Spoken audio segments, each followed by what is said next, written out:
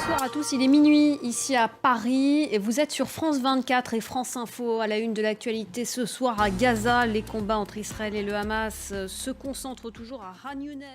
Pour commencer ce journal, on va s'arrêter d'abord sur la situation au Proche-Orient. Au 110e jour de guerre entre Israël et le Hamas, l'armée israélienne poursuit son offensive dans le sud de la bande de Gaza. Voilà pour la situation au Proche-Orient. Autre conflit qui dure, lui, depuis près de 2 ans maintenant, la guerre en Ukraine. Pour la première fois ce mercredi dans le Donbass, l'armée russe a réussi à entrer dans la ville d'Avdiivka avant d'être repoussée. Et puis une nouvelle frappe russe dans l'est du pays, dans un village près de Donetsk, a fait au moins 2 morts et 8 blessés.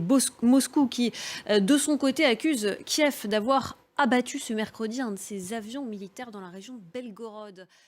L'actualité en France à présent, où la colère des agriculteurs ne faiblit pas. Les agriculteurs multiplient les barrages sur les routes à travers tout le territoire. Regardez. Et cette grogne, elle se propage en Europe, en Roumanie, en Allemagne ou encore aux Pays-Bas. Là aussi, les agriculteurs protestent depuis plusieurs jours. Allez, du football pour finir ce journal. La phase de groupe de la CAN, la Coupe d'Afrique des Nations, a pris fin. Tout à l'heure, on connaît désormais les 16 pays qualifiés pour les huitièmes de finale. Les derniers qualifiés ce mercredi soir sont le Maroc, la RDC, la Namibie et l'Afrique du Sud. Des huitièmes de finale qui donc débutent samedi avec les grandes affiches donc il faudra retenir pour ces huitièmes.